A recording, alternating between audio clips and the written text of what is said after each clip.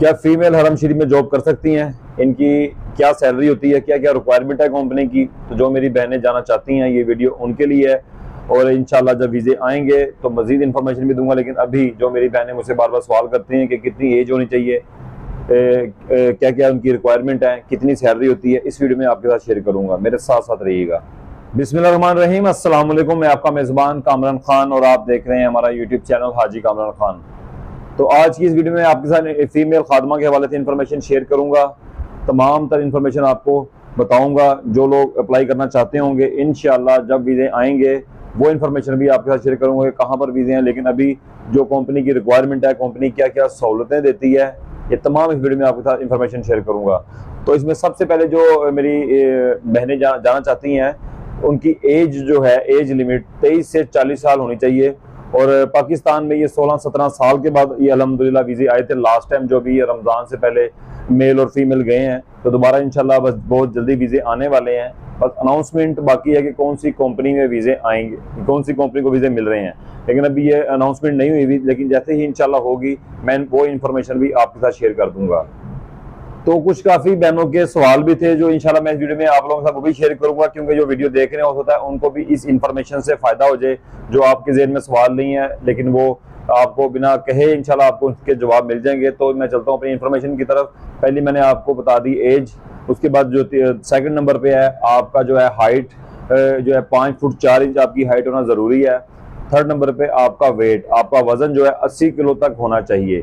80 kilo से जिनका ज्यादा वजन होगा वो मेरी बहनें अप्लाई नहीं कर सकती इसके अंदर। तो और इसमें जो मेरी बहनें पूछती थी कि जो मैंने सवाल किए थे कि उनकी रिहाइश कैसी होती है, वो बाहर जा सकती हैं, घूम फिर सकती हैं, तो उनके लिए ये सवाल है कि वो लोग अगर बाहर जाती हैं तो उनके साथ कंपनी की गाड़ी जाती है, कंपनी के लोगों के साथ होते हैं। अगर उन्होंने कोई शॉपिंग करनी है, कोई सामान खरीदना है तो कंपनी की बस जाती है और 8, 10, 20 लड़कियां इकट्ठी जाती हैं और अब सामान लेके कंपनी की बंदों की निगरानी में ही अपने कैंप में वापस आ जाती हैं। तो जो मेरी बहनों के ज़हन में ये ख्याल होता है कि हम वहाँ पर जाएंगे और अपनी मर्जी से बाहर घूम फिर सकते हैं, आ जा सकते हैं, तो ऐसा कुछ नहीं होता। अपने ज़हन में ये बातें रखें कि आपने ड्यूटी पर भी आना है तो कंपनी की बसें आपको लेके आती हैं और आपके साथ जो फीमेल सुपरवाइजर होती हैं वो आपके साथ हरम में आती हैं। और जब ड्यूटी खत्म होती है उसके बाद उन्हीं के साथ आप लोग बसों में जाके बैठते हैं और उसके बाद बसें आपको कैंप में ले जाती हैं। अब हम लोग वहाँ पे जा नहीं सकते या वहाँ से वीडियो नहीं मंगवा सकते, वरना मैं आप लोगों को वो कैंप भी दिखाता। लेकिन वो कैंप इस तरह फ्लैट नुमा होते हैं, यानी कि एक रूम के अंदर 4 या 5 लड़कियां होती हैं वहाँ पर। जिस तरह हम मेल वहाँ पे रह रहे होते हैं तो हमारे भी रूम में 4-5 लड़के होते हैं हर रूम के अंदर। तो वो मैंने कैंप अपने दिखाए हुए हैं। जो हमारे लड़कों के जो कैंप हैं वो मैंने अपने दूसरे चैनल हाजी कामरान खान के ऊपर ही है, वहाँ पे वीडियो पोस्ट तमाम तर। लेकिन फीमेल की कैंप मैं नहीं दिखा सकता क्योंकि हम लोग वहाँ नहीं जा सकते, लेकिन वो हरम के करीब ही होते हैं तो वो जाके जल्दी ड्यूटी पे आ जाएं और जल्दी ड्यूटी से अपने घर चले जाएं। ये सवाल भी सामने आया था कि फीमेल जो है वहाँ पे क्या काम करती हैं, कि किस कैटेगरी का काम होता है, हार्ड काम होता है या नॉर्मल काम होता है। तो उनके लिए, उनकी बहनों का ये जो जवाब मैं देने लगा उन बहनों के लिए कि वो जो जहाँ पे फीमेल्स बैठती हैं नमाज पढ़ने के लिए, उनकी ड्यूटियाँ वहाँ पर होती हैं और बापर्दा तरीके से वो वहाँ पे उस एरिया में होती हैं। वहाँ पे मर्दों को जाने की इजाज़त नहीं होती। लेकिन वहाँ पर जब वो नमाज पढ़ के फीमेल चली जाती हैं तो वो जो हमारे मर्द या लड़के हैं हमारे भाई, वही वहाँ पे सफाई करते हैं, कालीन उठाते हैं, वहाँ पे सफाई करते हैं, दोबारा कालीन बिछा देते हैं। और जब वहाँ पे फीमेल्स नमाज पढ़ने के लिए आ जाती हैं तो उस टाइम कोई कचरा या पानी गिर जाता है जमजम, या कोई कुरान मजीद उठा के कोई नमाजी हाजी उठा के साइड पर रखता है, तो वो लोग बस वो तरतीब करती हैं।